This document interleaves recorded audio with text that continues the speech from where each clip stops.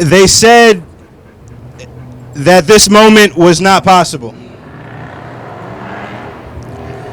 They said that a kid who grew up poor, black, and gay in the village of Spring Valley could never run for Congress and certainly could not be a leading contender for the Democratic nomination in New York's 17th congressional district. They said that we were inexperienced, that we had never held elected office, that we had nothing useful to add to the conversation, that we would quickly fall to the wayside as this race became crowded after Thursday, October 10th. They said a lot of things, and we proved every last one of them wrong. That's right. I have said from the beginning of this race that for me, policy is personal. As my opponents have talked about any number of other things that Americans in New York's 17th congressional district and throughout this country are not so concerned about, I have talked about the big structural changes for our most intractable, sometimes existential problems. Let's talk about healthcare and the climate crisis.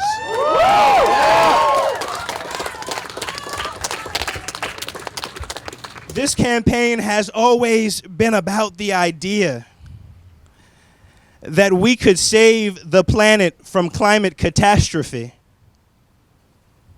That in the richest nation in the history of the world, we can ensure that everyone, and I mean everyone, has health care as a human right. That we might liberate an entire generation of people to meaningfully participate in this economy through tuition-free public colleges and universities and student debt forgiveness. Yeah. Sometimes an idea is so powerful that once you go down its path, it becomes this unstoppable force. A movement, as some people like to say. A movement that in this case has been joined by people from all walks of life, folks from all races, genders, sexual orientations, income brackets, and on religions, creeds, and on and on. This is a movement unlike anything New York's 17th congressional district has ever seen. It's not enough just to have the letter D next to your name. It's not enough just to identify as a Democrat. What are you fighting for? Yeah.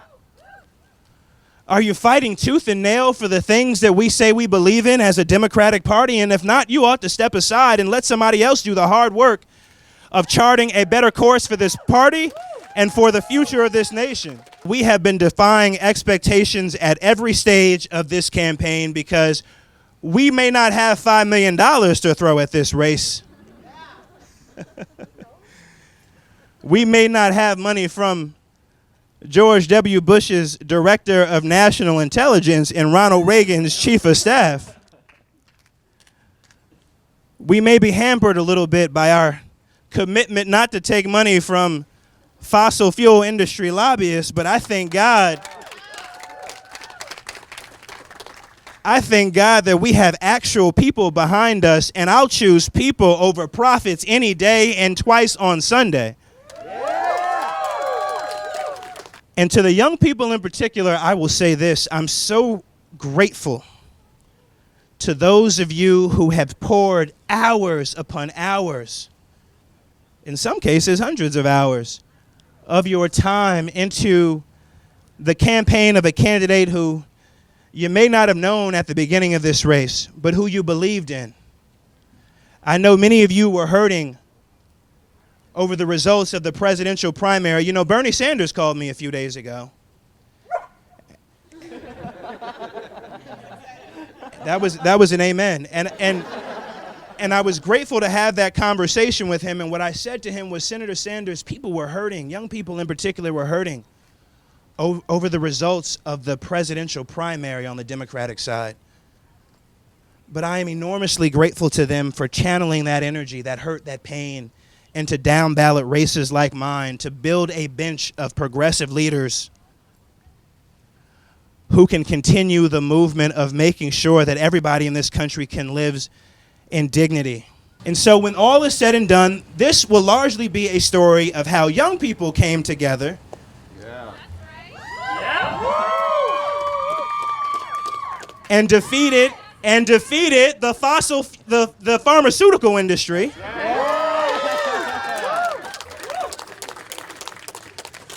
The military industrial complex. The fossil fuel industry. And the IDC.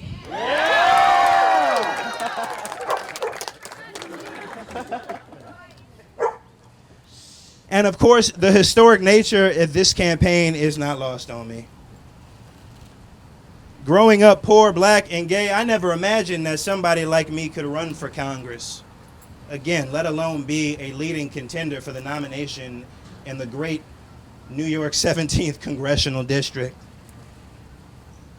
Had I been able to look to someone quite like myself, it would have been direct evidence of the fact that things really do get better later in life. And so this is for Barbara Jordan, that powerful voice in the United States House of Representatives who could not live an authentic life. This is for Bayard Rustin, the architect of the March on Washington, who could not publicly be associated with Martin Luther King because of the scandal of who he loved. This is for Harvey Milk, who literally died as a pioneer for people like me. I am so grateful to the folks on whose shoulders I stand.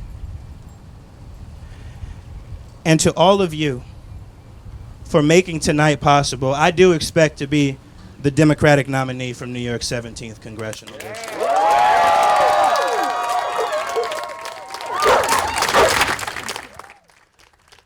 I know that we've got absentee ballots to count, of course, in July. I expect those to break for me in the way that in-person voting broke for me today. We have data that would suggest that is true.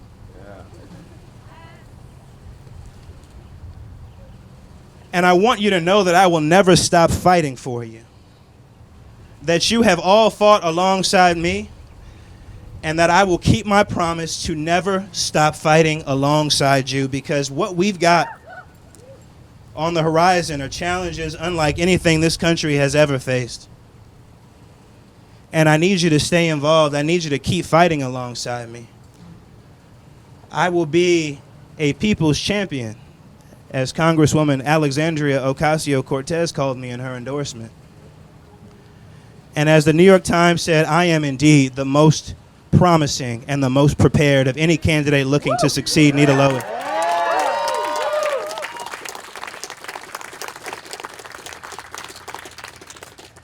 And finally, I'm grateful to the team that we have assembled in this campaign. It is a team unlike anything this district has ever seen. It is, in fact, the best team that $1 billion could not buy.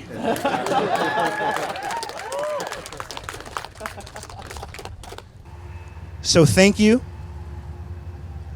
Thank you again. And I'm grateful to you. And I'm grateful to lead, and I promise you that I'm not going anywhere. These seats don't just materialize overnight. And I'm going to stay here for a long time and make sure that you have the champion that you deserve, that I deliver the kind of representation that this district deserves. Thank you again, and let's celebrate. Yeah.